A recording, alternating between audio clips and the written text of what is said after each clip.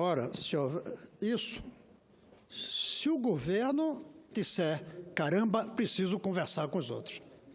E eu temo que mesmo sendo 173 votos a favor dela e 350, vamos dizer, contra, eu temo que o PT escolha uma imensa festa nesse país e dizer, agora somos os donos.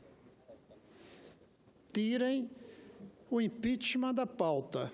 Agora nós somos os donos do poder. Eu temo isso, pela arrogância repetida, sistemática, apesar de todos os indicadores de que as coisas não iam bem. Mas, senadora, ontem a senhora ficou aqui até, creio que 7, 8 horas, sem nem ao menos almoçar. E nós todos aqui, eu fui almoçar, devo dizer, mas nós debatendo os aspectos da legalidade dos atos do juiz Moro. Não discutimos aqui a legitimidade do que o povo quer e como casar os dois. Porque não é ir para as ruas e dizer o povo quer, faz-se como o povo quer, independente das leis. Mas também não é. As leis dizem, então não importa o que o povo diz. Não. Aqui nosso papel é casar os dois. Está ficando difícil. Eu confesso, senadora, que às vezes eu me pergunto se eu não estou fazendo política em um tempo diferente daquele para o qual eu fui preparado. Porque nós estamos no fla-flu. Depois do meu diálogo com o senador Lindenberg, recebi diversos comentários dizendo que ou se está de um lado ou se está do outro, não adianta refletir, porque isso é sinônimo de cima do muro. Quando refletir, pensar, é estar em cima do muro, eu acho que não é muito meu tempo de fazer política. Recebi comentários sobre isso. Eu tenho um cacuete de professor, talvez, ou alguma outra deformação genética que me faça refletir. E não me deixa cair facilmente. Até no futebol, senador Cássio, quando eu jogo um time de Pernambuco, eu torço pelo de Pernambuco, independente de ser náutico. Os outros não conseguem esse gesto, porque eu vou pela racionalidade do meu Estado e não só pela paixão do meu time. Aqui é o Brasil que eu ponho em primeiro lugar, depois meu partido. Desculpem os companheiros do partido. Primeiro eu ponho o Brasil. E aí penso na história que o senador Lindenberg trouxe aqui. E, lamentavelmente, nós não estamos fazendo esse dever de casa, que é a nossa obrigação, por uma razão muito simples. Nós, os parlamentares, o parlamento brasileiro, e eu alerto isso há anos aqui, até recolhi alguns discursos em que eu falava isso, nós, primeiro, ficamos impotentes. Depois ficamos inoperantes e depois ficamos irrelevantes. A justiça assumiu o controle. Aí alguns dizem, ela deu um golpe. Não deu um golpe, ela ocupou o espaço que a sociedade precisa. Nós fomos incapazes de definir regras que impedissem um partido no poder de destruir a Petrobras. Nós não definimos regras que impedissem que a Petrobras e outras estatais fossem aparelhadas por partido. Nós não mudamos as regras em tempo, felizmente, recentemente, sobre financiamento de campanha. E aí vem a corrupção. Quer o que agora? Que a justiça feche os olhos? Que a polícia não prenda? Nós não fizemos o dever de casa certo, na hora devida, para casar a legitimidade da honestidade com a legalidade das regras que impedem a corrupção. E depois, se não impediu, que prende os corruptos. A justiça ocupou. Ficamos irrelevantes.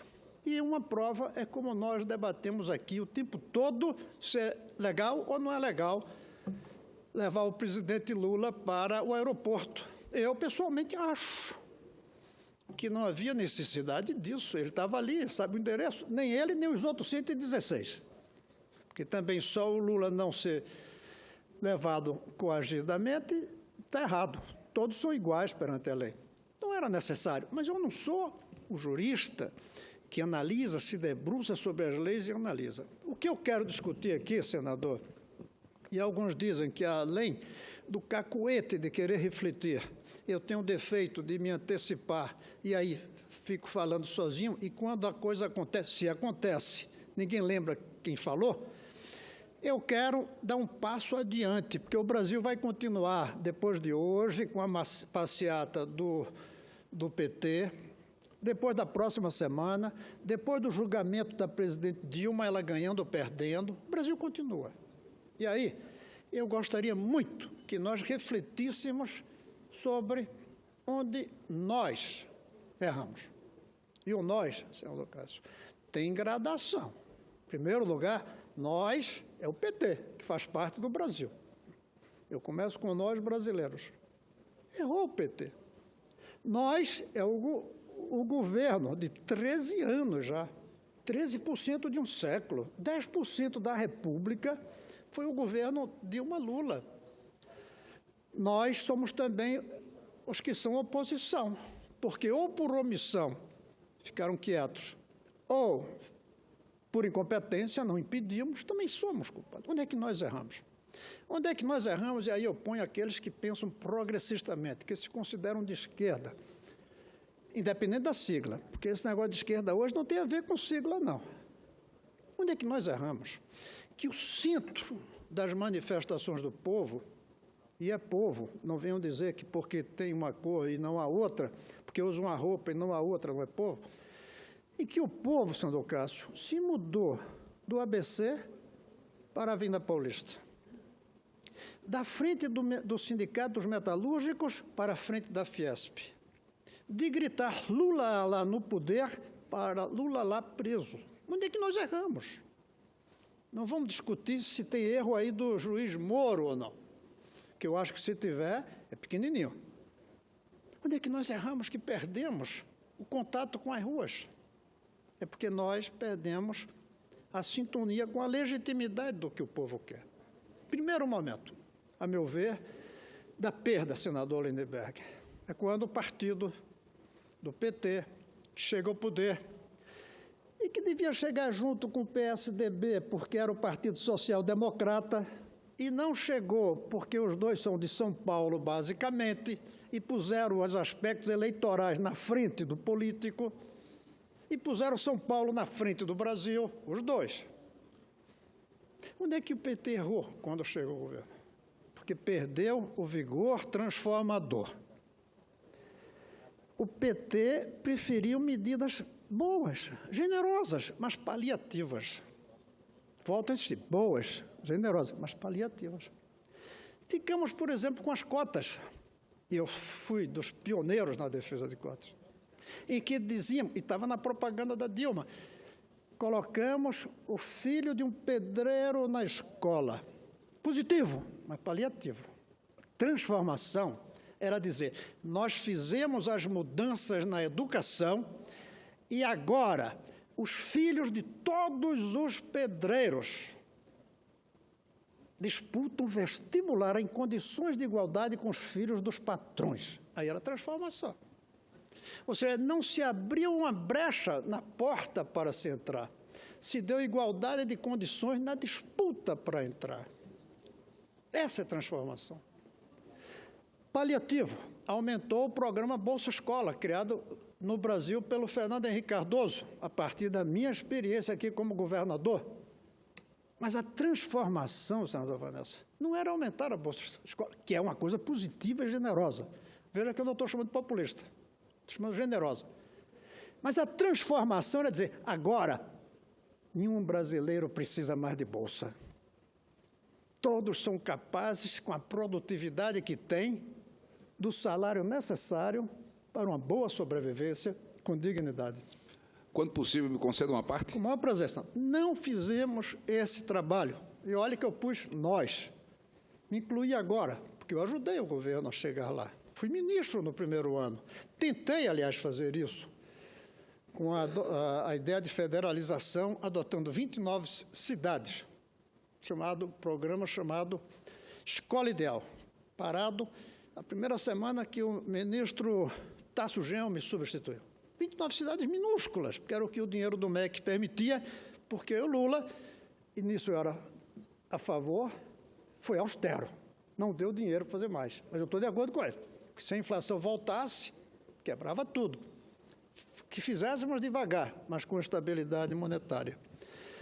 E, para falar mais, em vigor transformador, não fizemos as reformas que impedissem a corrupção. Porque uma coisa é você ser honesto e dizer, o meu governo não tem ladrão. A outra é ser transformador e dizer, a partir de agora eu criei regras tais que mesmo que um ladrão assuma, ele não consegue roubar.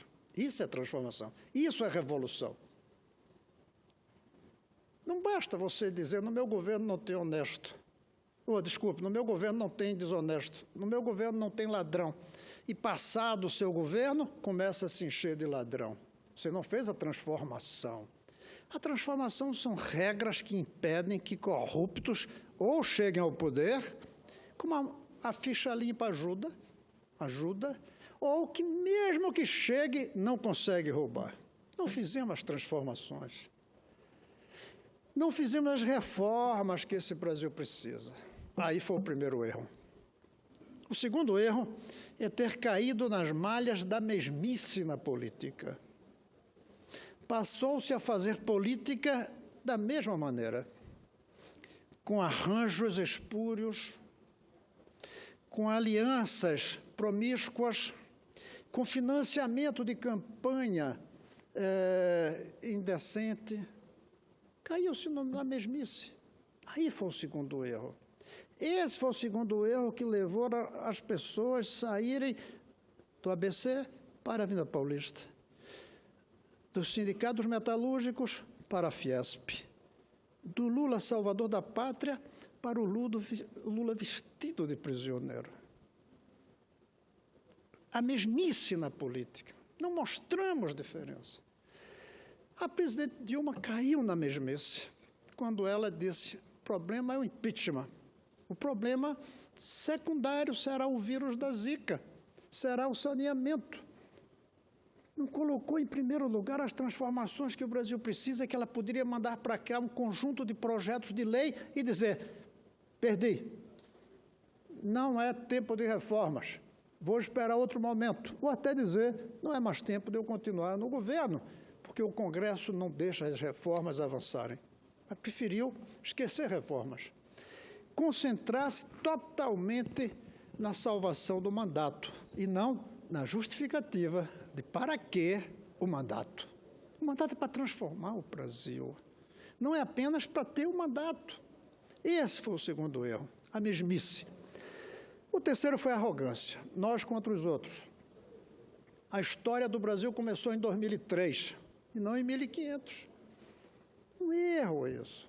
Não reconhecer o passado nas suas qualidades e achar que toda coisa boa começou agora. E não reconhecer o passado nos seus erros, maldades, perversões desse país e tentar corrigi-las. Um erro, a arrogância.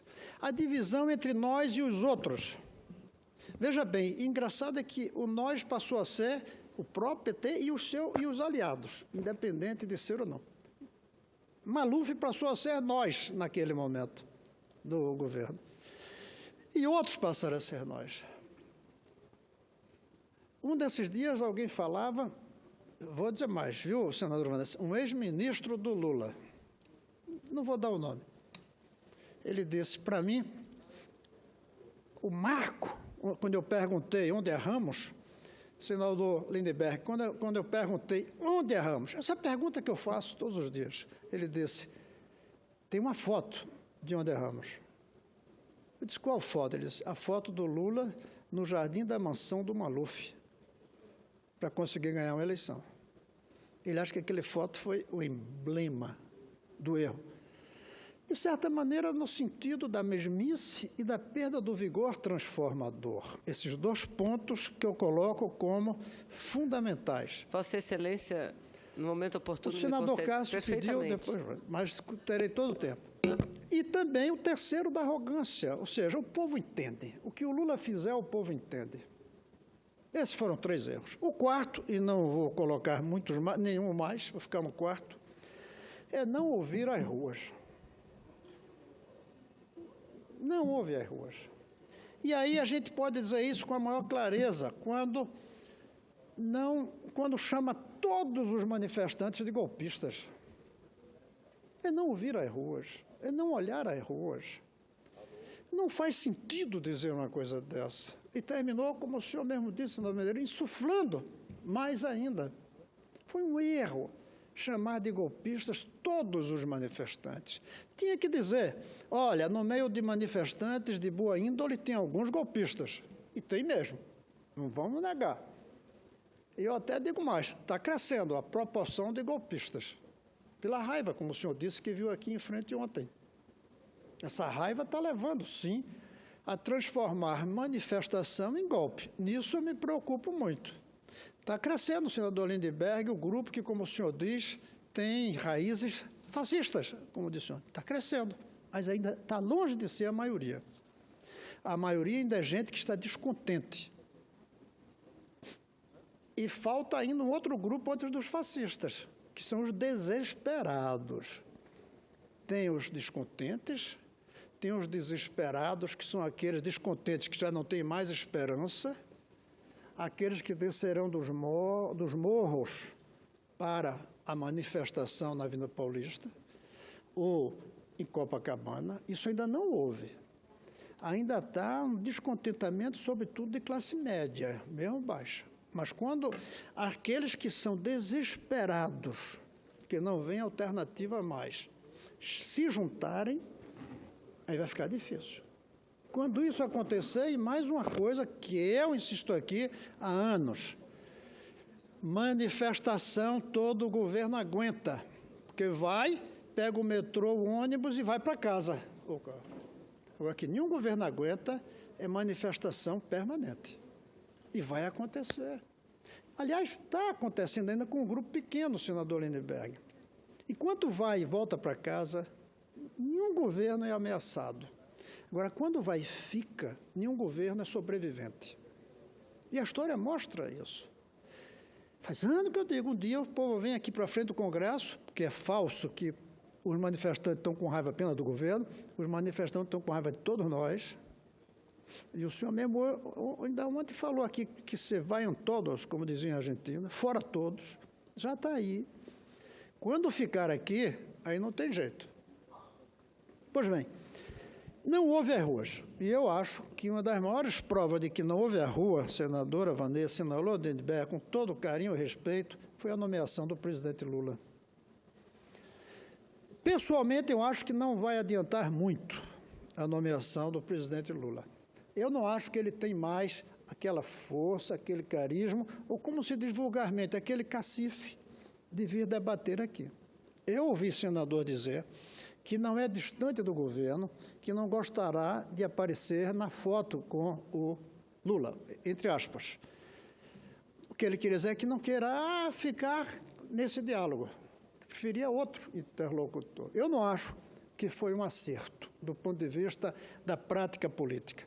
Mas, pior ainda, pareceu, como hoje mesmo eu vi alguém dizendo, um tapa na cara. Porque o senador Medeiros falou hoje aqui, no domingo o povo dizia uma coisa, na terça-feira o presidente faz o que o povo não queria. O oposto, 180 graus de diferença. Esse é um equívoco muito grande não ouvir as ruas. E não viu. O resultado é que nós estamos numa situação em que o governo está isolado. Mas a esquerda também. As esquerdas estão isoladas. Aqueles que propunham alternativas de esquerda, e eu me incluo entre esses, nós vamos pagar um alto preço por esses 13 anos de governo.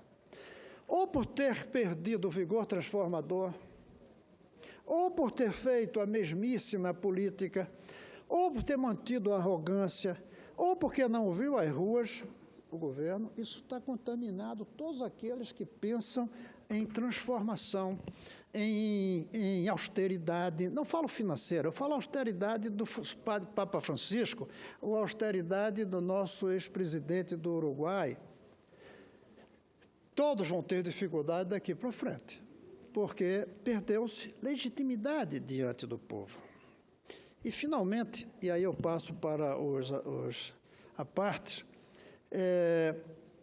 nós, isolados como estamos políticos, nós vamos ter dificuldade de encontrar o caminho. E aí é o mais grave de todos. Esta situação não pode demorar muito tempo. Está parado o país.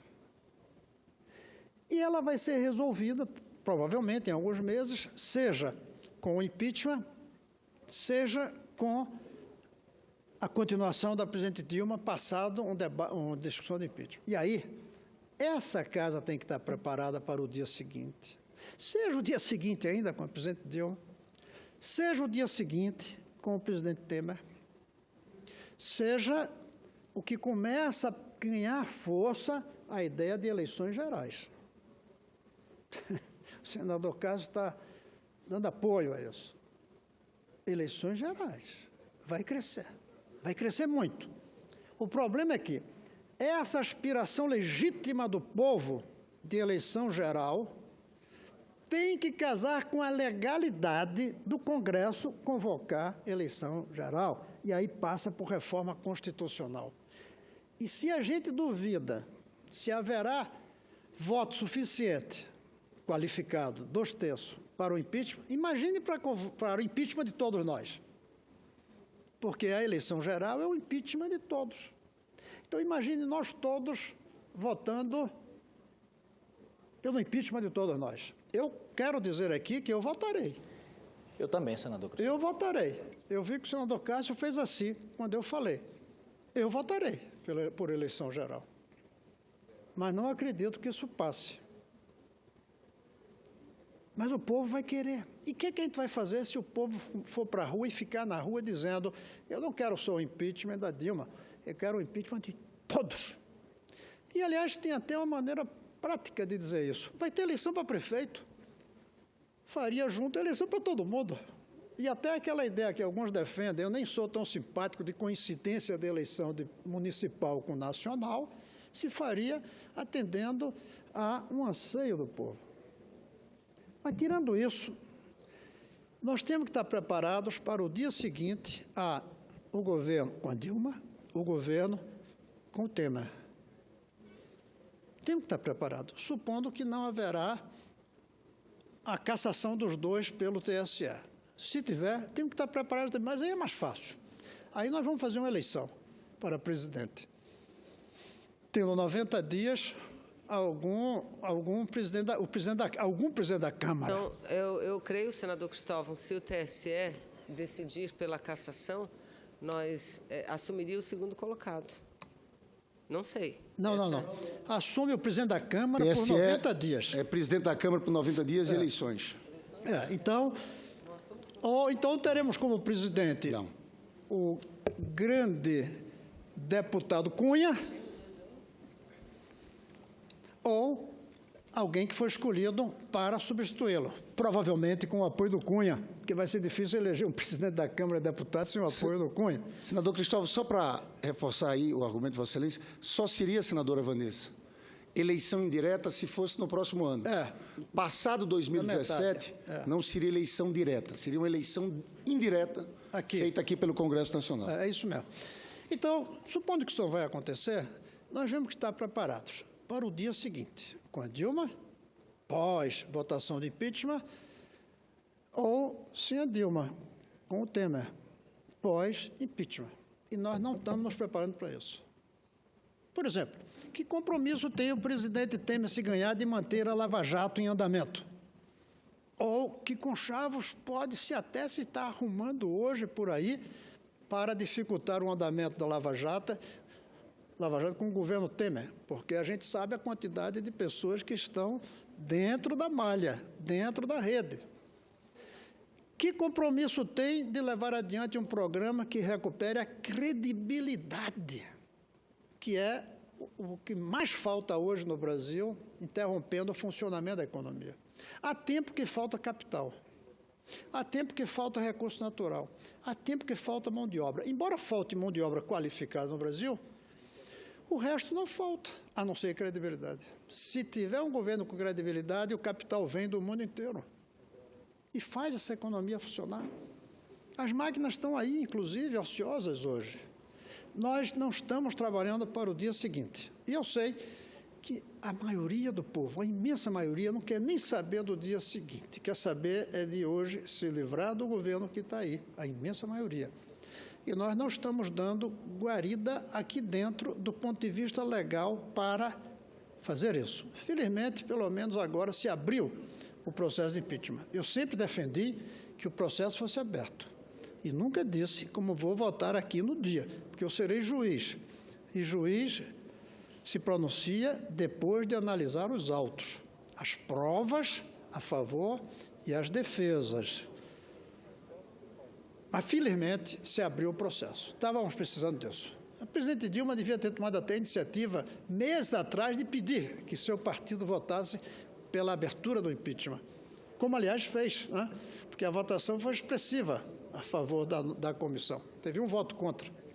Então, eu creio que nós estamos caminhando para consolidar a ideia de inoperantes e irrelevantes. E isso, sim, senador Lindbergh, é ruim para a democracia. Para a democracia, um erro ou outro de um juiz passa. Agora, o que não passa é um Congresso irrelevante. É um Congresso inoperante. Por isso que nós que somos os culpados. Não é o juiz Moro. Sem querer dizer que ele acerta em tudo. Aliás, acho que foi um erro, aquela coercitiva do Lula. Não, que eu aqui disse na hora.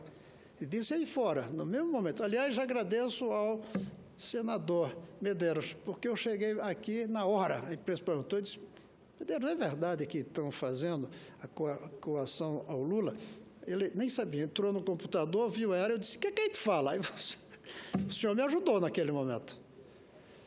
Diz que, para fazer uma coisa dessa, o juiz tem que ter muita certeza jurídica de que isso é possível. E depois ficou comprovado que não tinha tanto assim.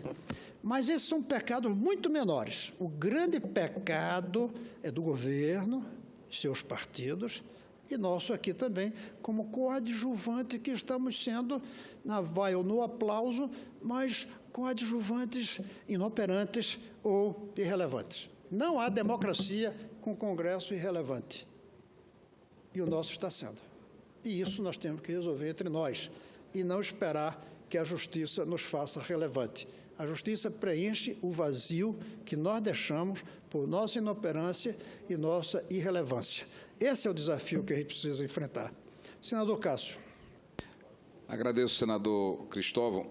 Eu vou tentar, mesmo de maneira improvisada e com os meus limites, fazer um comentário sucinto da construção de sua fala, sempre muito lúcida.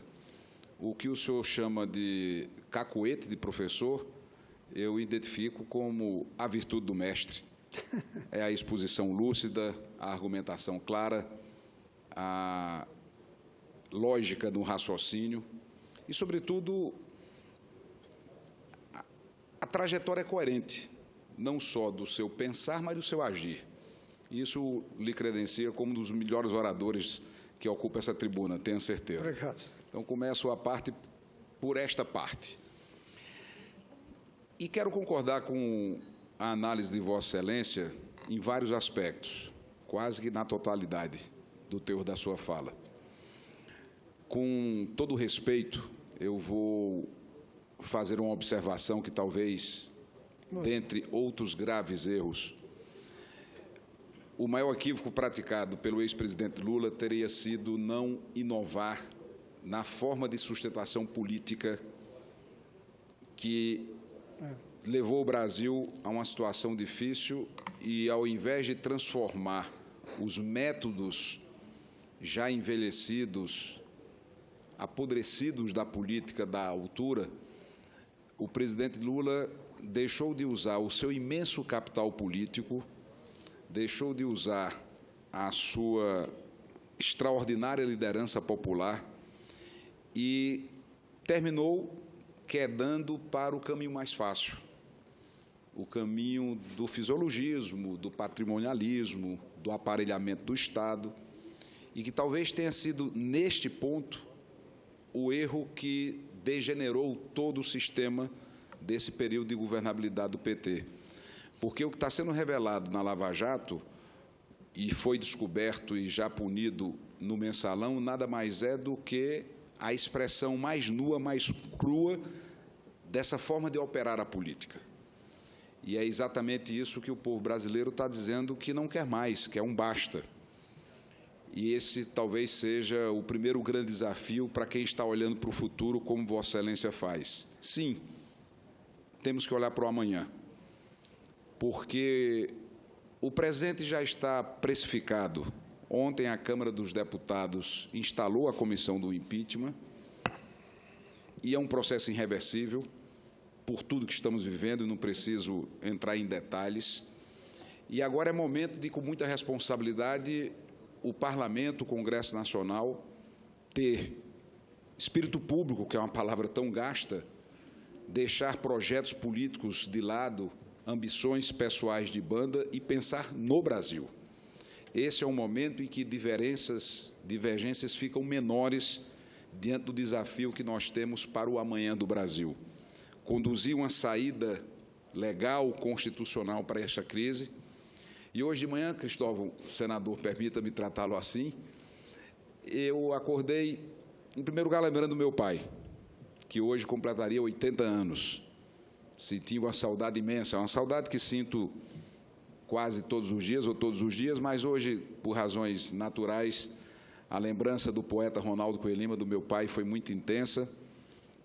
Prestei-lhe uma homenagem fazendo aquilo que ele mais gostava, que é distribuindo pelas redes sociais uma poesia, mas logo ao acordar, e acordei cedo, acordei às 5h30 da manhã, e fui dormir tarde, noites indormidas nesses últimos meses. Lembrei de uma frase que sempre conceituou a vida dele, que foi o grande aprendizado que tive. Dizia meu pai: política se faz como sacerdócio, jamais como negócio. Meu pai disse isso a vida inteira. Política se faz como sacerdócio, jamais como negócio. E talvez tenha sido exatamente esse o grande pecado, confundir o sacerdócio, que é a política, com a atividade empresarial, com um negócio qualquer. E as coisas foram degenerando, ao ponto de vivermos esse instante tão conturbado, onde precisamos agora, muito menos do que apontar culpados, encontrar saídas. Eu acho que o momento chegou a um ponto tal que o Brasil precisa de todos nós, essa capacidade de fazer a política como ela deve ser feita, com esse espírito público, e o Congresso voltando a ocupar o espaço que foi preenchido, como Vossa Excelência bem analisou, por outros poderes que constitucionalmente estão no mesmo patamar, estão na mesma hierarquia, e que, diante do vazio, na observância do vácuo, foram lá e ocuparam. Erros judiciais aqui, ali, irão acontecer sempre. Nós temos erros mais graves da justiça que condenaram a pena de morte inocentes. Vai acontecer sempre. É da natureza do Poder Judiciário, porque é da natureza humana. Você tem célebres casos na humanidade onde a justiça, e justiças sólidas, como nos Estados Unidos, onde juízes e tribunais inteiros, equivocadamente, condenaram à morte pessoas inocentes. E, portanto, essa não é a questão central nesse momento. Erros cometidos serão apurados e punidos, porque estamos construindo uma república onde quem erra, quem comete crime, é punido, mesmo que seja um ex-presidente da República ou um juiz federal, não importa. Essa talvez seja a grande conquista do momento atual, onde o povo na rua constrói a história. E esse povo está de parabéns, é claro que podemos aplaudir nesse instante o povo brasileiro e fazer a defesa das instituições. Mas, para concluir, nesse olhar de futuro, eu queria propor a Vossa Excelência que possamos discutir talvez aquilo que seja 2 desafios importantes para o amanhã. E, de passagem, numa pincelada rápida, com a sua clarividência, o tema já foi abordado. O primeiro, o ajuste do Estado brasileiro, com suas disfunções atuais, que precisa de uma reforma ampla. mais do que uma reforma, que é uma palavra talvez gasta e mal interpretada, eu acho que o Estado brasileiro precisa de uma atualização, tal qual a gente faz permanentemente nesses telefones chamados de inteligente, nos celulares, com seus inúmeros aplicativos, de que, quando em vez, a gente tem que atualizar o aplicativo. Todo o tempo a gente está atualizando os aplicativos. E o Estado brasileiro precisa se atualizar. Nós precisamos fazer uma atualização do Estado brasileiro, porque ele está com um software absolutamente ultrapassado. Então, a atualização do Estado brasileiro é o primeiro desafio. O segundo, outro grande desafio, produtividade da nossa economia. E dados são muito preocupantes, porque ao tempo em que aumentou a escolaridade do povo brasileiro, o que é extraordinário, é muito bom, não cresceu na mesma proporção a produtividade da nossa economia. Então, tornar a nossa economia uma economia moderna, competitiva, para que, a partir daí, tenhamos investimento e, consequentemente, desenvolvimento, gerando oportunidade para todos, é o grande desafio do amanhã. Sair dessa crise atual, apontar alternativas, e me vem a lembrança que, encerrando, a primeira vez que, ocupando essa tribuna, a palavra impeachment foi pronunciada, foi pela minha boca e recebi uma parte de Vossa Excelência.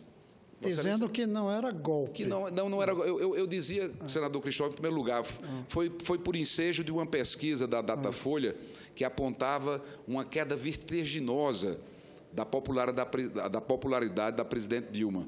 E eu fui à tribuna para dizer: impopularidade não é motivo para impeachment. Isso, é. O meu discurso foi exatamente nessa linha. Eu disse claramente: impopularidade não é razão para impeachment. E, a partir daí, o tema começou, e eu lembro do aparte que Vossa Excelência fez, quando o senhor disse: não, mas o impeachment está na boca do povo. Eu ando, eu circulo, está na boca do povo. E estava na boca do povo. Já naquele instante estava na boca do povo. E a minha fala não foi nem naquele instante defendendo o impeachment, porque nós não tínhamos ainda as provas do crime de responsabilidade que foram alcançadas posteriormente, sobretudo com os decretos de suplementação orçamentária. Porque eu nunca usei como argumento central para o crime de responsabilidade as pedaladas, mas, sobretudo, os decretos de suplementação orçamentária sem autorização legislativa, que é crime de responsabilidade aqui em qualquer parte do mundo. Não tem como fugir disso. E depois, agora, esses fatos mais recentes. Pois bem, encontrada a saída que será do impeachment, pelo que está sendo visto, claro, poderíamos ter outras, como eleições. E numa democracia doente como a nossa democracia está com um quadro de infecção generalizada pela superbactéria da corrupção, do patrimonialismo, de tudo aquilo que nós conhecemos. Talvez o melhor remédio fosse as eleições para que o povo pudesse, com a soberania do seu voto, decidir. Mas não será esse caminho, será o caminho do impeachment. O importante é que vamos ter uma alternativa de saída. Então, fica o desafio, a fustigação, para que possamos refletir sobre esse amanhã, não só o amanhã propriamente dito, mas o depois de amanhã, olhando para essas duas pilastras, é essa sugestão que trago a Vossa Excelência, com sua lucidez, sua capacidade intelectual, sua capacidade de formulação, para que, quem sabe, o Senado da República possa apontar caminhos também nesse sentido. E salve o povo brasileiro, viva Ronaldo Cunha Lima, que sempre foi um grande democrata e que me ensinou que política se faz como sacerdócio, jamais como negócio. Obrigado, senador Cássio. Grande brasileiro, grande paraibano, grande poeta, que talvez fosse o que ele mais se orgulhasse. E não só um poeta, mas um apaixonado pela poesia, que onde ele estava, ele falava, usava, recitava. Paraibano como Lindenberg. Mas só um detalhe. Que fiz campanha muito jovem para o governador Ronaldo Cunha Lima. Me lembro da Paraíba muito garoto nas ruas fazendo campanha. Era uma eleição muito importante naquele período. A vitória do PMDB tinha um símbolo gigantesco. E eu tive muito orgulho de ter participado ativamente daquela campanha, ter convivido com essa figura extraordinária, que era o Ronaldo Cunha Lima, que encantava qualquer mesa que ele estivesse. Então, eu faço questão de compartilhar isso. A história da Paraíba, de grandes homens públicos, como Antônio Mariz, que eu me lembro da campanha, senador Cássio, de Antônio Mariz. Aquela primeira campanha foi que ano? Foi na eleição... 94. A Dede Maria, 82. Teve 82, mas teve aquela indireta ainda de 70... Teve uma, foi 78, 78. Eu me lembro dos comícios gigantescos ali de Antônio Maria. Quando eu vejo esses nomes de grandes paraibanos, inclusive Celso Furtado, Ariano Suassuna, eu penso que a mãe deles achava que estava em Pernambuco e deu à luz do outro lado da fronteira, senador. Mas, viu, estou dizendo, eu acho que a mãe deles achou que estava do lado de Pernambuco e deu à luz do outro lado por descuido. mas ainda querendo falar da sua fala, antes de passar para a senadora Vanessa. De fato, houve erro na maneira de conduzir muitas coisas. Por exemplo, havia um mar de lama na frente da história do Brasil. E o PT foi dos partidos que mais lutou contra esse mar de lama. Ao chegar ao poder, havia uma alternativa: barrar rio acima com a represa à lama. Que era o melhor, drenar a lama que havia em frente, fazer uma ponte por sobre a lama, mas escolheu-se o que às vezes não é o melhor caminho, porque é o mais fácil: atravessar para o outro lado da história pisando na lama. Foi um erro que terminou afogando a tantos. Eu quero dizer, senador Cássio, que antes de chegar aqui, tivemos um debate, eu e o Lindenberg, que eu fico muito orgulhoso de ter feito, e surgiu dele a lembrança do que é que vão dizer das nossas decisões aqui, 30 anos no passado. E eu me preocupo muito com isso. Tanto me preocupo, senador Medeiros, que eu escrevi um livro, talvez nenhum senador conheça, sobre os debates que aconteceram aqui na Lei Áurea. Eu tenho um livro, peguei as atas, li as atas, e está lá. Os anti-abolicionistas, os abolicionistas, está lá o debate. 130 anos depois, mais ou menos. Então, eu acho fundamental. E surgiu, senador Cássio, a ideia, claro, que parece brincadeira, mas um dia eu acho que vão cumprir, de escrever aqui bem grande. Lembrem-se que daqui a 30 anos vão dizer o que vocês fizeram. Quando chegar aqui o impeachment, vai ser o voto mais importante da história de qualquer um de nós, para a história. Vão cobrar a gente, se votou de um jeito, se votou do outro. O que é que vai fazer com que fique um coroamento ou uma condenação no nosso voto? As bases substanciais para justificar o voto. Se existirem, votar contra vai deixar mal na história. Se não existirem, vai ficar mal na história quem votar pelo impeachment. Porque, como o senador Cássio lembrou, que ele que levantou aqui a ideia, eu estava sentado ali e disse que a ideia não é golpe, porque está na Constituição prevista, mas será ilegal se não se respeitar o outro artigo que diz as razões. E as razões, como o senhor mesmo disse, não é baixa popularidade. Eu até que você tem incompetência, por pior que seja isso para o Brasil, essas duas coisas. Está lá escrito exatamente que tipo de crime leva a isso. Nós vamos ter que justificar. E aí, senador, aí para os meus amigos Lindenberg e Vanessa, que são os dois, digamos, mais fortemente ligados ao governo pelo PT e pelo PCdoB, se na votação houver base suficiente para justificar, e PT e PCdoB, só vocês votarem contra, não vão ficar bem. Porque vai parecer corporativismo, vai parecer apego ao poder do partido. Eu estou preocupado com o que a história vai dizer de nossos votos. E vou votar pensando nisso. Eu vou votar consciente disso. Da responsabilidade que é votar para derrubar um presidente. É duro. Tem que ter os argumentos muito substanciais, de acordo com a lei.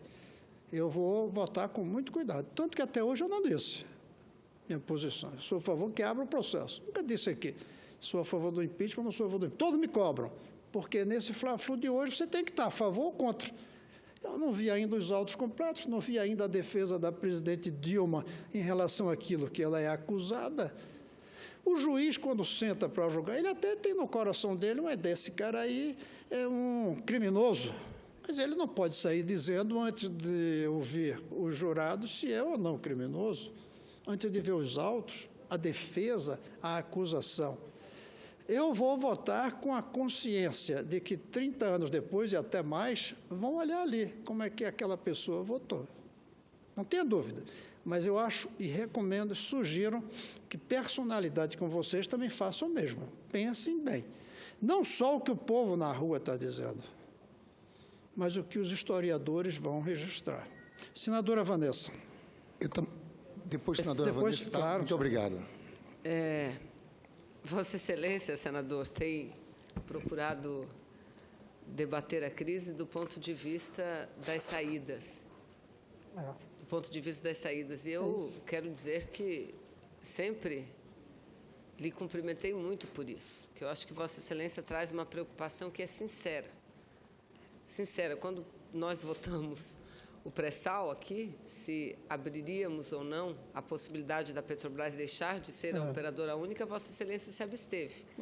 Porque não teve mais tempo para chegar a uma conclusão, para formar o próprio juízo de valor. Não é? Então, eu sempre respeito muito, eu acho que o Brasil todo lhe respeita por essa preocupação sincera que Vossa Excelência sempre manifesta. No que Vossa Excelência diz, onde erramos, eu não vou aqui ousar em responder os seus questionamentos, que eu acho que todos nós temos que fazer um exercício coletivo para respondê-los. Não são questionamentos fáceis de responder. Mas Vossa Excelência, acho que foi Vossa Excelência que ontem, ou algum dia, falou do período do governo em que o Partido dos Trabalhadores está no poder. São 13 anos, já estamos no 14º ano, creio. O mais longevo período da história da democracia brasileira. Então, é óbvio que muitos erros aparecem. É óbvio que muitos erros são cometidos, muitos acertos também. Eu, do ponto de vista social, não tenho dúvida nenhuma. E quando o senhor, senador Cristóvão, cita Lindbergh, cita a mim, dois partidos diferentes, senador Lindbergh é do partido do ex-presidente Lula, é do partido da presidente Dilma. Eu não, eu sou do PCdoB. Nesse governo, nós temos um ministro, o ministro Aldo Rebelo, da Defesa. Nós não estamos no governo por cargo, nunca estivemos. Nós estamos no governo por uma convicção que nós temos em relação ao projeto que vem sendo adotado pelo governo. Nós temos uma postura de apoio crítico em algumas coisas, Vossa Excelência sabe disso. A política econômica, nós entendemos que não é possível se manter essas altas taxas de juros, essas taxas estratosféricas, que essas sim, no nosso entendimento, desequilibram muito a situação fiscal do nosso país, principalmente no momento onde a arrecadação cai, onde a arrecadação não cresce. Só que a diferença, senador Cristóvão, é que nós não podemos pensar com um lado, nós temos que pensar com o todo. E com o todo, qual é mesmo a razão da crise? Eu vou também, como você lê, é mais ou menos o raciocínio do que eu quero falar quando subir a essa tribuna. É que tudo iria, pelo menos aparentemente, bem, o governo com uma grande base de apoiamento aqui, quando a economia ia bem. Mas a economia do mundo também estava bem. Aliás, não, de 2008 para cá, a economia mundial vive sérios problemas. E o problema que tem hoje é advindo do problema de 2008, quando os norte-americanos enfrentaram um desemprego elevadíssimo, queda no poder aquisitivo das pessoas, na qualidade de vida das pessoas. Nós enfrentamos naquele momento a crise e não sofremos, não tivemos desemprego, não tivemos redução de arrecadação, diminuição, mas não a redução drástica que estamos tendo hoje. Até que o nosso país foi atingido em cheio. Se somarmos isso, senador Cristóvão, às eleições, porque eu estou ouvindo muito a gente falar em eleição, vamos para a eleição geral. Nós acabamos de sair de uma eleição geral. Nós acabamos de sair de uma eleição onde a presidente Dilma foi eleita com 54 milhões de votos. Uma diferença muito pequena, é verdade, mas o que não justificaria para vivermos esse estado de disputa permanente que nós estamos vivendo. Porque a crise ela se agudizou agora, mas ela não é de agora, ela vem desde as eleições. Então, acho que primeiro a gente tem que ter claro o que é que está acontecendo. E isso tudo, nada acontece por acaso. São ações que estão profundamente ligadas entre si e que levam à situação que nós nos encontramos hoje. Então, as ruas pedem a saída da presidente Dilma, fora Dilma. As ruas, que eu quero dizer, são aqueles manifestantes, porque o Brasil é muito maior do que aquelas ruas. Agora, nós não podemos deixar de olhar para aquelas ruas também, para aquele extrato da sociedade. Por mais que seja o mais privilegiado, né? Está aí a pesquisa do Datafolha mostrando uma grande parte ganhando acima de 5 salários mínimos, mas não é por causa disso que nós vamos deixar de olhar, de enxergar e de ver. Temos que ver, não é? Então, pedem a saída da Dilma. Mas por quê? Por causa da corrupção. A corrupção que foi revelada pela Lava Jato. Esse problema grave, seríssimo com a Petrobras. Aí, a gente precisa falar a esse povo. O processo do impeachment não tem nada a ver com isso. Não tem nada a ver com isso. Mas as pessoas acham que tem. Que a presidente Dilma tem que sair por conta disso. Então, senador Cristóvão, eu acho que nós estamos chegando já, espero, mas assim, com muita esperança de que nós já estejamos na reta final dessa longa crise. E por quê? Porque o processo de impeachment abriu-se ontem. A comissão foi eleita e a comissão foi instalada. Então, a presidente terá 10 sessões para apresentar sua defesa e aí seguir na análise. E Vossa Excelência diz, ou vai ganhar por muito, ou vai ganhar por pouco, que é o grande problema. Ou vai ganhar muito apertado, caso não passe o impeachment. Mas o processo está aberto. Eu acho que, concluído o processo, se a presidente não for impedida, aí sim, senador, aí o pacto tem que vir com todos. Porque o resultado das urnas nós tivemos em outubro de 2014, há um pouco mais de um ano atrás. E o resultado do parlamento nós também teremos nos próximos dias. Então, aí vamos fazer um pacto, aí sim, vamos discutir esse tal, como diz o senador Cássio, o Brasil do futuro. Eu também acho que o Estado brasileiro já se exauriu. Também acho. Agora, quando a gente fala em reforma política, a gente não consegue passar aqui uma reforma política verdadeira. Aquela reforma que valorize o partido e não a pessoa. Porque nós somos transitórios. Aqui mesmo estamos a homenagear o senador Ronaldo Cunha Lima, o governador Ronaldo Cunha Lima, pelo brilhante serviço que prestou à democracia da Paraíba, mas do Brasil. Mas, infelizmente, o seu pai não está mais entre nós, ele se foi. Daqui a um tempo seremos nós, que seremos ou não lembrados, não estaremos mais aqui, mas os partidos continuarão. Podem até mudar de nome, mas eles continuarão, com seus programas, com seus projetos, com suas ideologias. Então, mas a gente não consegue aprovar aqui um projeto de reforma política que reestabeleça, que reinaugure o Estado brasileiro. Por quê? Aí eu também pergunto, senador Cristóvão, por quê?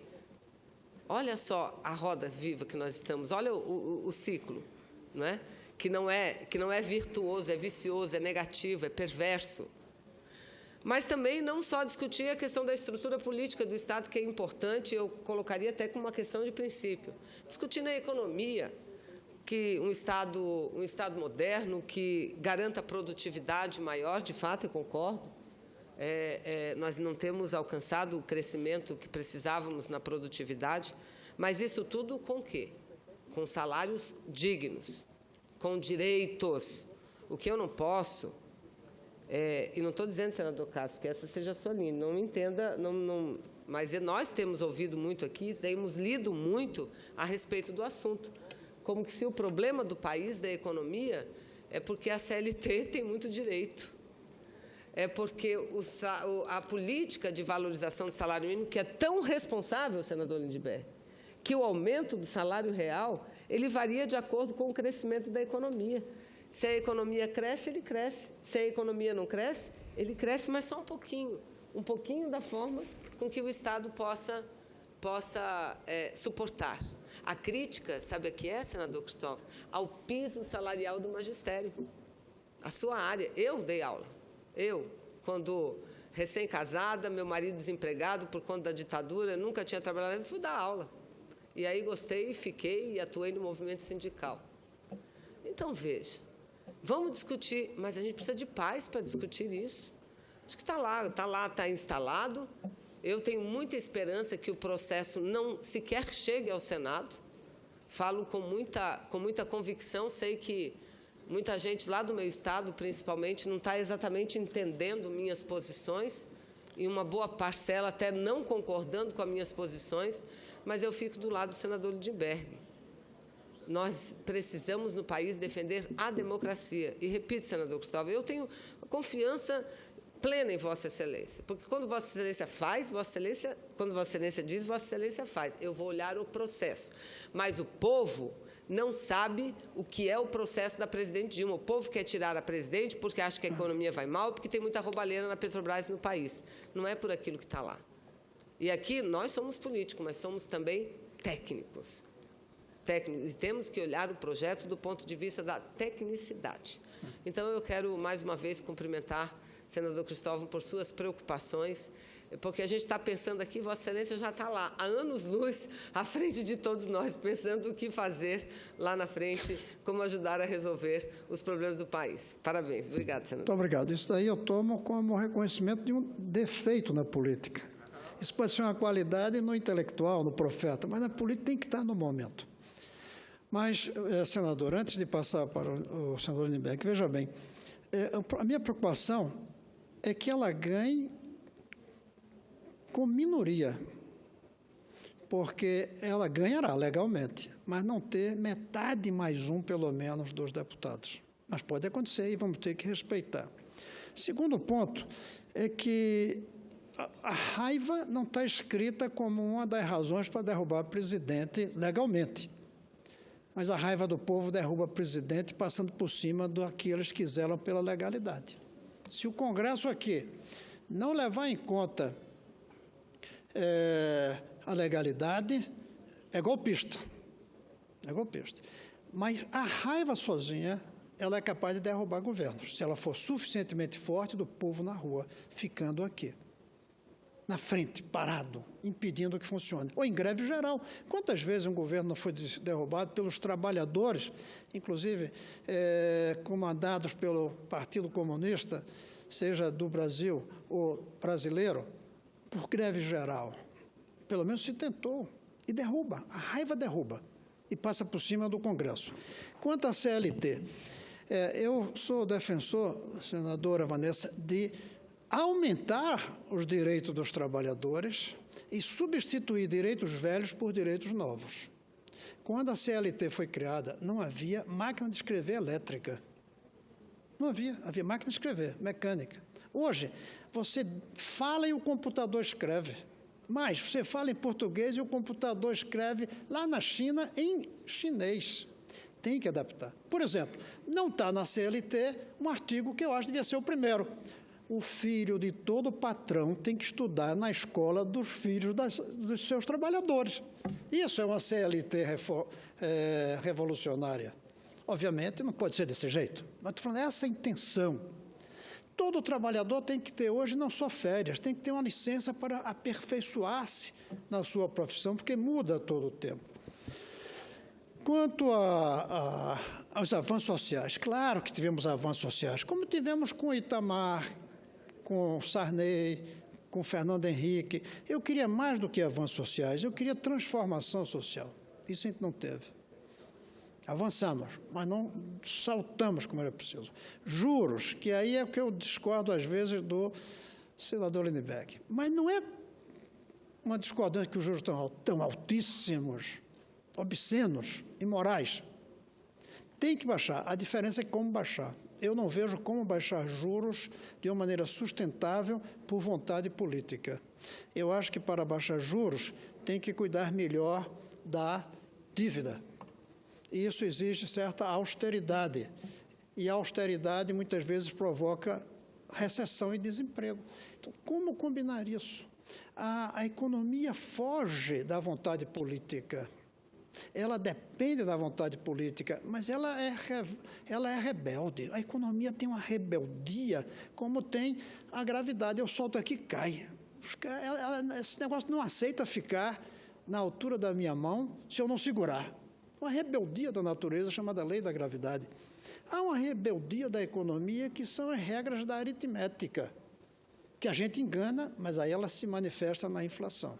E, finalmente, sobre o petróleo, eu começo a já ter posição, senadora Vanessa, porque a abstenção foi provisória. Eu estou estudando. Veja que o preço do petróleo aumentou. O preço do petróleo aumentando está começando a justificar os que ficaram contra a lei do Serra e que diziam que a Petrobras não ia poder atender. Mas por que eu fiquei em dúvida ali? É porque eu quero mais dinheiro para a educação que venha dos royalties.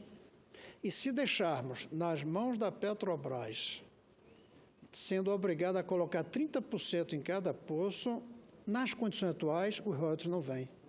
Porque vai ficar lá enfiado debaixo da terra, sob a forma do petróleo, que eu disse e muita gente reclamou, que é uma lama até você tirar, refinar. É uma lama, até você tirar e refinar. Então, a Petrobras seria capaz, ou é capaz, de trazer esses royalties com a mesma velocidade com que a gente conseguiria se liberasse a possibilidade dos poços do petróleo para outras empresas? Tenho dúvidas. Provavelmente não. Mas, ao mesmo tempo, temos que zelar pela Petrobras e não só pela educação. Como casar os dois? Por isso, eu defendi tanto que a gente debatesse mais, não tinha por que votar aquilo naquela tarde apressada. Mas o preço do petróleo subindo justifica vocês que votaram contra a lei. Mas é sustentável, não é? Isso exige tempo. Mas eu vou dar meu voto aqui a posteriori, para mostrar que fui... não votei, mas não vou ficar omisso, só precisava de mais tempo. Senador Lindbergh, hoje vai ficar como o dia que eu debati com Lindbergh, na minha história. Não, Vossa Excelência sabe da minha admiração e vice-versa. Pelo senhor. Desde que eu era estudante, o senhor era reitor da UNB, um reitor criativo. Eu até vi no dia que Vossa Excelência entrou para o PPS, um bocado de gente aqui, vem para a oposição, mas eu disse de cara na hora que eu falei, isso aqui não é oposição conservadora. Exatamente. Porque o senador Cristóvão, nós temos divergências muito na área da economia, mas é um senador extremamente progressista em todas as batalhas, no campo dos direitos. Eu gostei de esquerda. Exatamente. Tem gente que não gosta mais. Exatamente. Então, E socialista, mesmo que mude a definição de socialismo. Ele foi responsável, senador Lindbergh, por eu encerrar minha carreira de militância estudantil. Eu fui num congresso da ONU e fui numa palestra que ele fazia, e ele fazia uma reflexão sobre a educação e sobre as críticas que nós fazíamos tão forte contra como a educação estava. E ele pegou e começou falando para os estudantes, dizendo: boa parte dessa responsabilidade é de vocês. Vocês deviam estar estudando. Vocês estão cuidando muito de política e estudando pouco. E eu comecei a refletir aquilo, voltei para mim e falei: vou terminar meu curso. Senador Medeiros, senador Cristóvão, então, eu acho que Vossa Excelência faz muito bem em dizer o seguinte: eu vou votar de acordo com as provas, se tem crime de responsabilidade ou não. Agora há pouco o senador Cássio falou dos créditos suplementares, porque, de fato, as pedaladas fiscais são um argumento muito frágil para pedido de impeachment. O que é que houve em relação aos créditos suplementares? Ele diz o seguinte: foi um crédito suplementar sem autorização legislativa. Só que a Lei Orçamentária de 2014, 2015, tem um artigo 4º que dá direito, sim, ao governo abrir créditos suplementares sem autorização legislativa, desde que não contraria o superávit primário. O que é que houve no superávit primário nesses 2 últimos anos? Houve uma recessão grande, houve uma desaceleração econômica, e o governo mudou, no Congresso, a meta do superávit primário. Então, mesmo aí, não há caminho legal. Se surgirem novos fatos, Vossa Excelência fala bem. O que eu tenho dito sempre, senador Cristóvão, é que hoje, naquele pedido do impeachment, não há base jurídica. É uma situação completamente diferente da de Fernando Collor de Mello. Agora, vamos falar dos erros, né? Dos erros e dos acertos, porque eu acho também que nós tivemos grandes acertos. Nós fizemos um grande processo de inclusão social nesse país. A vida do povo pobre, do povo trabalhador, mudou, né? A política de valorização do salário mínimo, o impacto que teve isso na Previdência, a criação desse grande mercado de consumo de massas, algumas decisões corajosas que Vossa Excelência fez parte, uma política de cotas, que é algo fundamental, porque a gente começa a ver pela primeira vez filho do trabalhador, negro, morador da periferia, nas nossas universidades públicas. Eu digo, inclusive, nós temos uma elite muito raivosa nesse país e preconceituosa. Eu não tenho dúvida de dizer que essa política de cotas tem setores, infelizmente, da nossa classe média alta que se arrepiam a falar dessa política de cotas, como se arrepiam também a mudança que a gente fez em relação às empregadas domésticas. Teve muita rejeição em setores médios da sociedade, senador Cristóvão. Nós tínhamos, em pleno século XXI, um regime de semi-escravidão. Quando eu falo dessa parcela das elites, é interessante ver nesse período de ódio e de intolerância. Você sabe que teve uma passeata dessas aí, no final do ano passado, no Rio de Janeiro, que tinha um grupo de 100 jovens da Zona Norte do Rio de Janeiro que estavam andando de skates. Eram jovens majoritariamente negros. E eles faziam aquele passeio anual. E vinham na orla de Copacabana, quando chegaram perto das manifestações, partiram para agredir eles, dizendo: petistas, petistas. E eles diziam: nós não somos do PT, é só uma turma passeando de skate. Mas você via ali numa parcela de um setor das elites brasileiras a intolerância. Como você disse, é negro, é petista, como petista hoje é criminoso, um discurso raivoso, intolerante. Eu falo tudo isso para entrar agora nos erros, que eu acho que nós tivemos vários. Primeiro ano de governo do presidente Lula, a gente tinha que ter feito a reforma política, acabado com o financiamento empresarial de campanha, democratizado os meios de comunicação. Esse foi um erro. Não dá para o senador Castro aqui dizer assim: o PT... Na verdade, esse é um problema do sistema político como um todo. As mesmas empreiteiras que financiaram o PT, financiavam o PSDB e financiavam todos os partidos brasileiros. Aqui vale uma pergunta, e quando eu falo da seletividade das investigações na Lava Jato, será que só tinha propina dessas empreiteiras na Petrobras? Será que o financiamento dos governos estaduais, a situação é diferente? Será que os financiamentos de campanha, por exemplo, do governo de São Paulo, governo de Minas Gerais, com essas empreiteiras? Então, não dá para achar que esse financiamento para o PT é um financiamento criminoso, o deles é dinheiro da sacristia. Não. Nós temos que reformar o sistema político como um todo. Hoje nós temos um colapso do sistema político. Eu acho que nós avançamos ao propor o fim do financiamento empresarial de campanha. Eu acho que devia ter vindo com financiamento público, porque eu também não sei como é que você vai fazer campanha agora. É um dilema que nós temos aqui para frente. Mas o financiamento empresarial foi um avanço. Agora, o sistema político, nós temos 30 e tantos partidos, como é que se faz a governabilidade? Nós temos que ter coragem de mexer. Não mexemos no nosso governo, nem eles mexeram no governo deles lá atrás. Eu lembro a emenda da reeleição, compra de voto de deputados. Isso hoje, infelizmente, esse sistema político, infelizmente não, felizmente, houve um colapso desse sistema político. Então, não dá aqui para partidarizar essa discussão. É um não. É o sistema político como um todo. Se nós não conseguimos reformar esse sistema político, nós vamos cada vez mais nos distanciar. Por isso que eu tenho dito, essas manifestações são contra a gente, são contra a gente. São contra a Dilma, contra o PT, são contra o PT. Mas é uma manifestação também contra a política de uma forma geral, contra o sistema político. Aquela vaia do Aécio e do Alckmin é fruto desse processo também.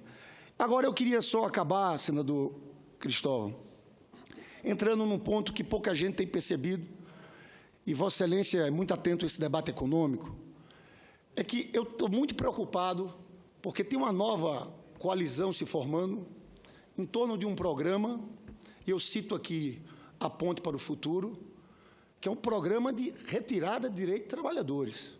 Até o Fernando Henrique Cardoso disse que é muito radical, é um programa liberal muito radical.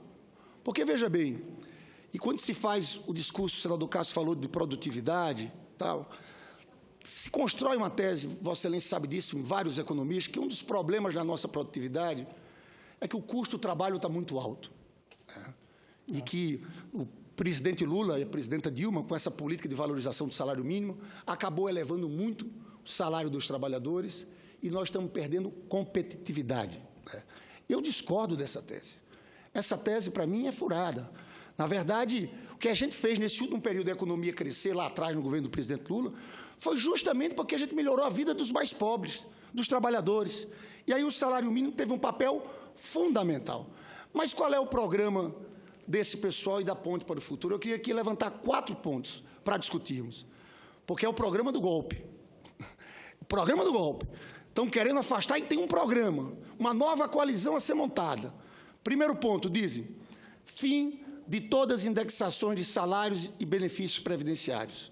Isso é concretamente o quê? O fim da política de valorização do salário mínimo. E o segundo, a indexação do salário mínimo com os benefícios previdenciários. 70% dos benefícios previdenciários são pessoas que recebem um salário mínimo. Eles querem acabar com essa vinculação, ou seja, ter benefício previdenciário abaixo do salário mínimo. Está escrito no programa Ponte para o Futuro. Tem um terceiro ponto que deve arrepiar Vossa Excelência. Orçamento base zero. Fim de todas as desvinculações de receitas. Leia-se, saúde e educação. Eu fui prefeito. Eu tinha que investir 25% do orçamento em educação e 15% do orçamento em saúde. E eles propõem esse orçamento base zero a nível federal, estadual e municipal. Olha o impacto lá embaixo de um prefeito irresponsável que pode existir, que não quiser investir em saúde, preferir jogar tudo em asfalto. Então, esse é um tema impressionante que nos preocupa muito, né? E o outro ponto, colocar o negociado na frente do legislado. Isso aqui é rasgar a CLT, é um retrocesso à era Vargas, né? Eu tenho visto de economistas do PSDB, inclusive, aqui quando vieram o Samuel Pessoa e outros no seminário do PSDB, defendendo metas de superávit primário de 3% ao ano, e disseram o seguinte: a aprovação do PNE, Plano Nacional de Educação, foi uma irresponsabilidade. Então, olha, as pessoas talvez não estejam entendendo de forma mais geral esse movimento. Eu acho que não é um movimento só de afastar, derrubar esse governo. É um movimento que tem um projeto para implantar no país aqui a restauração do neoliberalismo com retirada de direitos dos trabalhadores. E eu tenho certeza, se derem esse golpe e assumir o Michel Temer, vai ser um governo fraco, que vai tentar impor esse programa e o povo vai se levantar. O que Vossa Excelência acha que as ruas acham do vice-presidente Michel Temer? Será é a mudança que as ruas querem? Não. E um programa desse é um programa claramente antipovo. Então, eu quero chamar a atenção desses pontos. Em relação à taxa de juros, eu encerro aqui, senador Cristóvão. Eu concordo com Vossa Excelência, disse que não pode baixar por questões políticas. A gente tem que baixar por questões econômicas. Eu, inclusive, fui autor de um projeto que foi votado aqui no ano passado. Era uma lei complementar, não tivemos os 41 votos. Mas nós ganhamos, 32 a 31. Que eu falo do duplo mandato do Banco Central. Porque hoje o Banco Central, no Brasil, tem um só compromisso, com a estabilidade monetária, com o controle da inflação. A maior parte dos bancos centrais do mundo, Banco Central, o FED, o Banco Central norte-americano, o Banco Central europeu, tem 2 objetivos: controle da inflação e o crescimento econômico e a geração de empregos. Nós temos a maior taxa de juros hoje do mundo.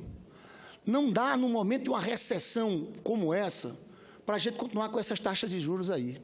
Segundo ponto, tem um impacto fiscal gigantesco. A gente fala em fazer ajustes. Como se faz ajuste fiscal sem baixar juros? No ano passado, nós pagamos 500 bi, aumentou de 2014 de 300 para 500. E eu dizia, nós estamos enxugando gelo, porque a gente está querendo fazer cortes aqui no primário, mas o déficit está subindo. O déficit nominal do ano passado, que foi de 10 e tanto, mais de 8 pontos, são taxas de juros. Aí você me pergunta, e a inflação? Olha, taxa de juros atinge sim a inflação de demanda, que está baixíssima. A inflação hoje foi muito preços administrados, gasolina, energia e alimentos. Então, não há sentido. Eu me convenço, senador Cristóvão, da mesma forma que o Bernie Sanders, que infelizmente não conseguiu a vaga, a Hillary vai ser a candidata do Partido Democrata, mas acho que ele fez um belíssimo debate nos Estados Unidos e jogou os holofotes sobre o Wall Street. Eu tenho dito que o nosso Wall Street aqui é o Banco Central e essa política do rentismo. Porque, na verdade, não são só os bancos que ganham. Todas as grandes empresas, As maiores, dos 250 maiores empresas, 247 tem aquele departamento financeiro e planejamento que ficam ali olhando o tempo todo para onde investe. Se investe nas atividades econômicas de produção ou se investe no título da dívida pública. Eu estou convencido que a gente não baixa esses juros nesse país porque tem uma grande coalizão política e empresarial que impede. É ali, grande parte dos impostos que a gente arrecada vai para aquilo. Então, eu estou falando isso, eu sei das discordâncias de Vossa Excelência comigo nessa área econômica, mas eu fiz questão de olhar um pouco mais à frente em relação ao futuro. O que é que seria esse cenário no Brasil com Michel Temer na presidência com esse programa econômico? Então, quem acha que esse caminho do impeachment vai solucionar a crise do país, está muito enganado. Acho que não. As ruas, inclusive, vão continuar com manifestantes, com novas pautas. Então, eu só queria alertar isso. Engana-se, e eu encerro dizendo isso, quem acha que o impeachment da presidenta Dilma pacificaria o país. Infelizmente, não vai pacificar. Obrigado, senador. Eu vou concluir, senador Hélio, mas respondendo. Primeiro, se Michel Temer é golpe, foi o PT que deu o golpe, porque Michel Temer foi escolhido pelo PT. Não foi nem pelo povo. O povo não votou em Michel Temer. O povo votou na presidente Dilma e a presidente Dilma e o PT escolheram Michel Temer. O golpe é afastar sem base jurídica. Esse aqui não. Eu estou falando Michel Temer. Sim. Que eu sei desse. Michel Temer foi escolhido pelo PT. Claro. E foi escolhido 2 vezes. Claro. Ou seja, foi escolhido por 8 anos. E na natureza, 8 anos é muito tempo. Qualquer um da gente morre em 8 anos, possivelmente. E a gente escolheu ele. Aliás, a gente não. O PT escolheu. Então, é ele. Agora, se houver impeachment. Segundo, o que a gente discorda, e eu queria um dia sentar mais longamente, é que a gente discute, às vezes, um ponto e outro, mas todos eles são imbricados. Por exemplo, se mantivermos o déficit da Previdência, e tem déficit, o Paim está errado quando diz que não tem. Pode dizer que não tem se trama só os trabalhadores, mas é um conjunto. Tem também aqueles que foi um grande avanço de trazer para dentro do sistema previdenciário. Se a gente continua crescendo indexadamente, aumenta o déficit, aí aumenta os juros. Não tem como baixar os juros se a gente não resolver a questão da Previdência e outros gastos. É um conjunto que eu quero analisar. Desvinculação. Longe de mim querer desvincular o dinheiro que a Constituição obriga aí para a educação, saúde, mas o certo mesmo, no médio e longo prazo, é fazermos orçamento que tenha tudo o que é preciso para a educação. No outro ano já pode ser menos. Nós não só vinculamos, na amordação não, nós criamos uma camisa de força no orçamento. É impossível fazer mudança sem mudar o orçamento. E o orçamento hoje ele está tão amarrado que já não se consegue mudar. O que eu acho que a gente vai ter que caminhar um dia é para orçamentos plurianuais, durante os quais vai se investir o que for preciso em educação, em segurança, em saúde. Aí vai ser preciso deixar de lado uma porção de gastos hoje do Estado, que a esquerda, tradicionalmente, estatizante, defende colocar. Tem que deixar isso para o setor privado. E, aliás, a Dilma deu avanços nisso com as PPPs. E tem orçamentos de médio prazo. Passado esse tempo, é capaz de não precisar esse dinheiro de 18%, por exemplo, que o prefeito precisa colocar na educação. E talvez hoje seja mais de 18% que precise. Então, e finalmente, a CLT. Não é questão de rasgar a CLT, mas adaptar a CLT ao tempo da robótica, ao tempo da internet, é preciso, sim, ao tempo da globalização. A CLT foi feita num tempo em que a economia era fechada. A gente podia fazer uma lei ignorando o mundo, não pode mais. A nossa CLT, sem ser submissa ao resto do mundo, mas tem que levar em conta. É uma das coisas que está inviabilizando a Europa hoje, é porque cada uma tem sua, entre aspas, CLT. Cada uma tem sua previdência, mas não tem mais fronteira entre eles. Hoje, as fronteiras ainda tem entre o Brasil e o resto do mundo, felizmente, mas são mais tênues do que eram naquela época. E, finalmente, eu quero dizer, e tem a ver um pouco com a senadora Vanessa, eu não falei, muitas das coisas que a gente gostaria de fazer e que não conseguiu fazer nesses anos é porque não tinha força aqui. Mas se nos primeiros 100 dias Lula chegasse aqui com um conjunto de reformas, muito provavelmente passariam, ou seriam ajustadas um pouco, não exatamente como ele queria, na força maior, como todos os presidentes em geral que querem mudar fazem, no começo, aproveitando a lua de mel, o diálogo, todos baixariam, não totalmente a cabeça, mas se adaptariam. Nós perdemos aquela chance. E aí, por que perdemos? E, mais uma vez, a grande coisa desse debate de hoje foi a história que o Lindbergh trouxe. Nós demos mais importância à política do que à história. O Jango perdeu na política, ficou na história.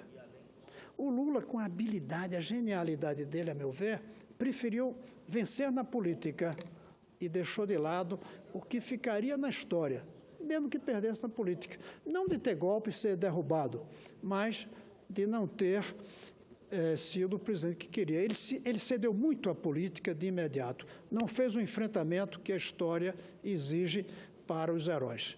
Bem, mas esse debate vai continuar ainda há muito tempo. O debate sobre impeachment é um debate que eu lamento que durante o meu período aqui vai ter, mas vai ter que ter. O ideal era um país tão tranquilo que não houvesse isso. Tão consolidada a democracia que ninguém discutisse isso. Mas ainda bem que vamos discutir, porque nas condições atuais em que o povo está na rua falando isso, não discutirmos seria ficarmos para trás. Senhor presidente, era isso, agradecendo muito. Senador Cristóvão, eu estava ouvindo Vossa Excelência no meu gabinete e gostaria ainda de poder estar aqui falando, fazer uma intervenção na sua fala, maravilhosa, como sempre. Obrigado. Sempre muito bem pontuada, inteligente, competente. Portanto, Vossa Excelência é aqui um senador do equilíbrio nessa casa. O vosso pronunciamento, o senhor coloca com muita cautela esse momento que vivemos. Tenho sido cobrado também, principalmente no meu estado, uma posição. Senador, você é contra ou a favor do impeachment? E aí é o momento de reflexão que todos nós devemos fazer.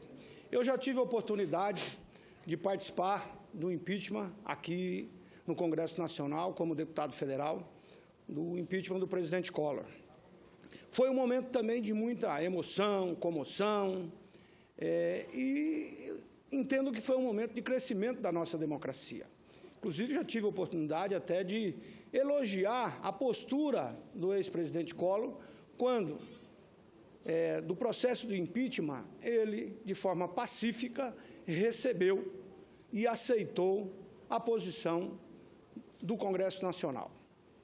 Não criou nenhum problema, poderia ele ter procurado causar uma convulsão social, um chamamento das Forças Armadas, enfim, outras alternativas. Não, ele preferiu o caminho democrático de aceitar o processo de impeachment. Portanto, o impeachment, é claro que é uma previsão constitucional e que todos nós teremos que debater. Agora, penso que nós não podemos atropelar. Toda lei feita na comoção, na pressão, normalmente não é a lei ideal. Vossa Excelência sabe disso. Sim. Como legislador experiente e também como um administrador. Vossa Excelência foi reitor da UNB, foi governador do Distrito Federal, portanto, é um homem que tem muita experiência para contribuir nesse momento que vivemos, digamos, o momento da pressão. Pressão daqueles que querem o impeachment de forma mais assodada possível e pressão daqueles que querem analisar, como Vossa Excelência está aqui fazendo, e pressão também daqueles que são contra de forma mais radical. Eu quero me colocar na posição de Vossa Excelência, porque o Senado da República, nós teremos, se vier para cá, a oportunidade de analisar, mas não o faremos agora. O processo de impeachment tem um rito que está previsto na Constituição brasileira. E aí não adianta muitos quererem que nós, os senadores, tomemos posições assodadas. nós precisamos aproveitar, quem sabe, esse momento da crise, e aí já disse aqui, em 25 anos que estou aqui no Congresso Nacional, é a primeira vez que nós temos duas crises acumuladas, uma crise política e uma crise econômica. Em outros momentos, tivemos uma crise política, como foi a questão do Collor, na época do Sarney, uma crise econômica e assim por diante. Na época do Fernando Henrique, uma crise econômica, mas não as duas acumuladas.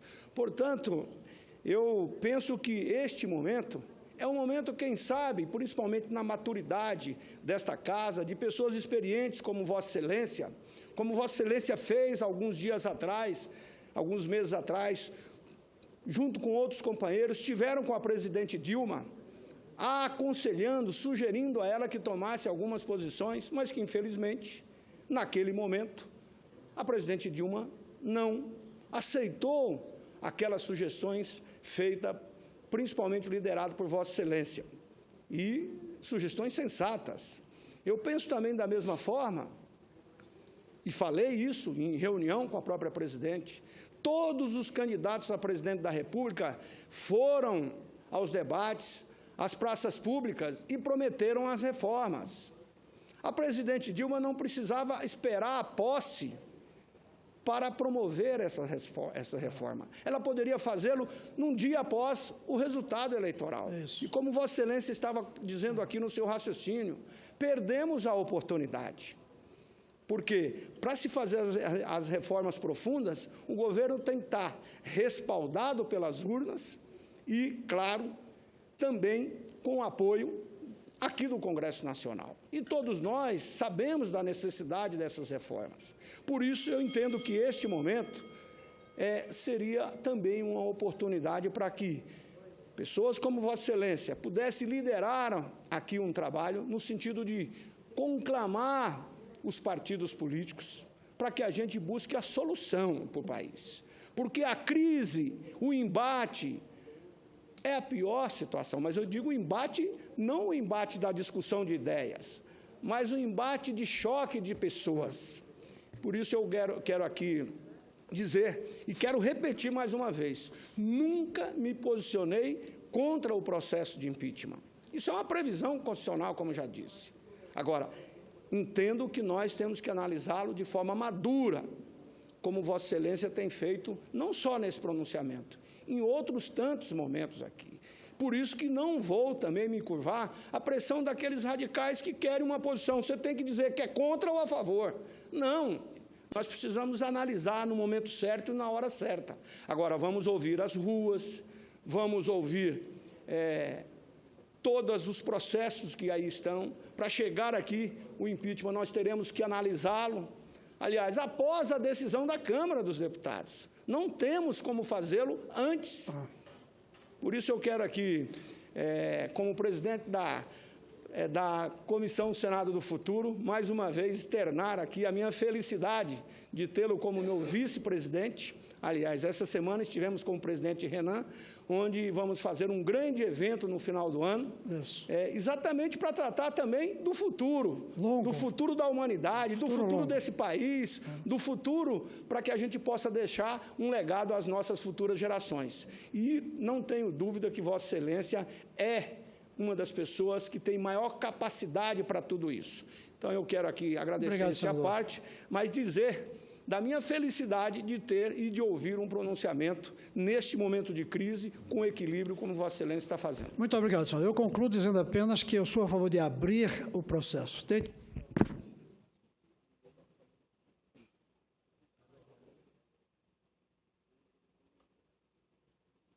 Senador Wellington, eu vou mais longe. De repente, por que não termos na Constituição a abertura automática de processo de impeachment 2 anos depois da posse de qualquer vereador, qualquer prefeito, governador e presidente? Pode até ser uma avaliação para saber se continua ou não, mas vou continuar sem dizer qual é o meu voto quando o processo for aberto, porque eu creio que, como juízes, a gente tem que analisar os detalhes. Além disso, senador Vanessa, do jeito que está a judicialização, eu não duvido que vai ter gente abrindo ação popular, dizendo, esse senador não pode votar porque ele manifestou antes ser a favor.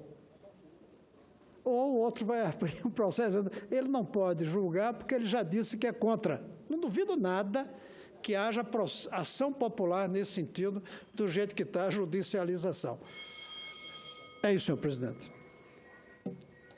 Quero cumprimentar nosso senador Cristóvão Buarque, concordar com Vossa Excelência quando Vossa Excelência pondera que nenhum de nós aqui, pelo menos eu, Vossa Excelência e outros, temos posição definida sobre um processo que ainda vai chegar aqui.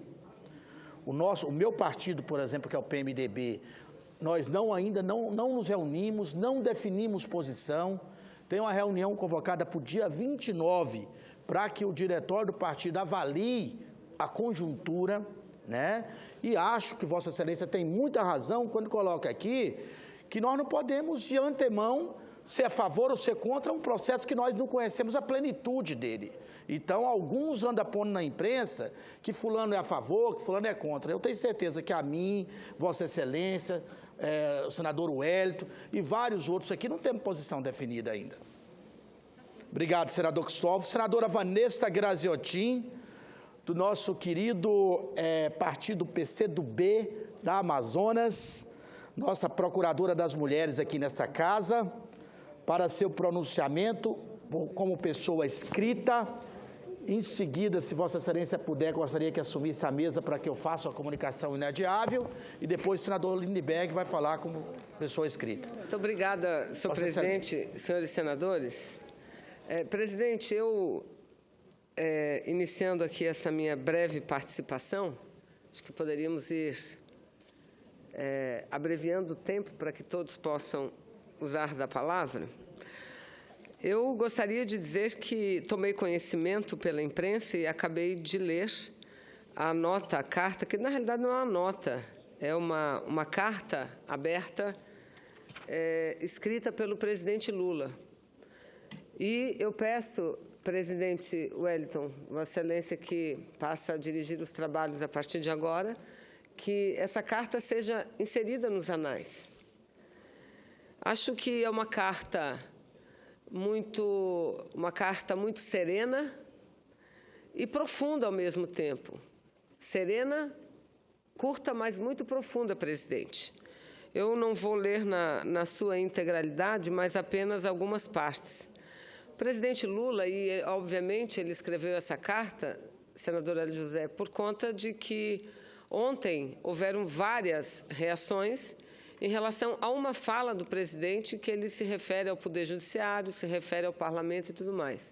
Agora, é bom deixar claro, isso foi uma opinião, não há nenhum crime, não há nenhuma ilegalidade. O presidente Lula não cometeu nenhum crime, nenhuma ilegalidade, a não ser que expressar opiniões pessoais, falar palavrões, no privado passa a ser crime. A própria lei diz, porque nós não estamos tratando aqui de questões...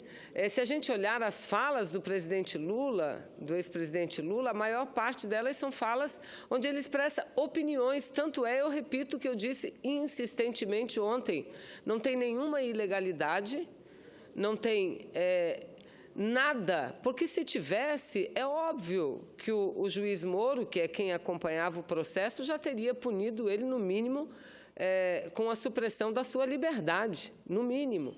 Mas não o fez, por quê? Porque não havia elemento nenhum.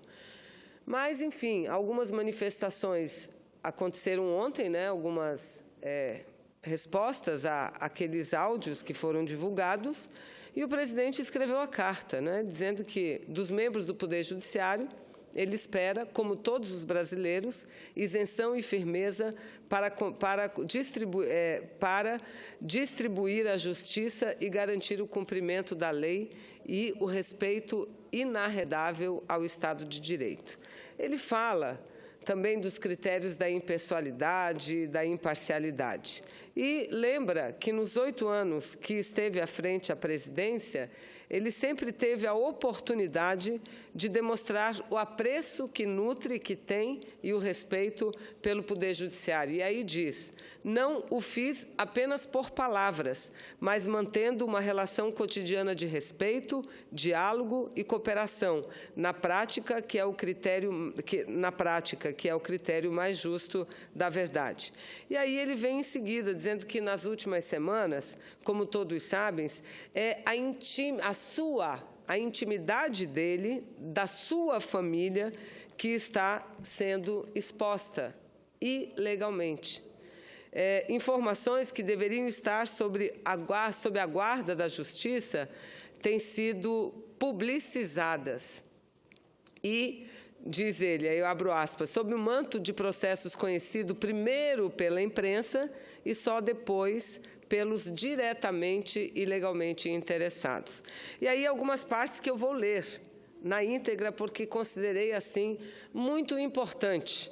E acho que o presidente ele foi muito sincero ao divulgar essa carta.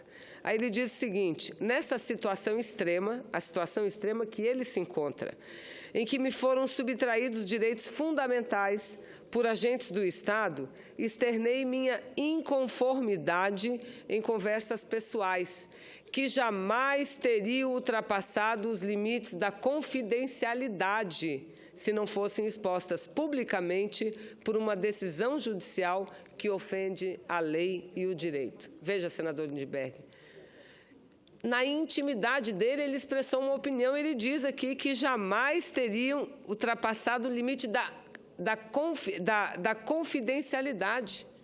Quem de nós não faz isso no nosso íntimo? Aqui mesmo, comentamos um com o outro, damos as nossas opiniões. Não espero, aí ele diz o seguinte, mas não me conformo que nesse episódio palavras extraídas ilegalmente de conversas pessoais, protegidas pelo artigo 5º da Constituição, tornem-se objeto de juízos derrogatórios sobre o meu caráter. Não me conformo que, se palavras ditas em particular sejam tratadas como ofensa pública, antes de se proceder a um exame imparcial, isento e corajoso do levantamento ilegal do sigilo das informações. E segue, não me conformo que o juízo personalíssimo de valores se sobreponha ao direito. Seguindo, não tive acesso a grandes estudos formais, como sabem os brasileiros. Não sou doutor, letrado, jurisconsulto, mas sei, como todo ser humano, distinguir o certo do errado, o justo do certo. Os tristes e vergonhosos episódios das últimas semanas não me farão descrer da instituição do Poder Judiciário, nem me farão perder a esperança no discernimento, no equilíbrio e no senso da população, no senso da proporção de ministros e ministras da Suprema Corte.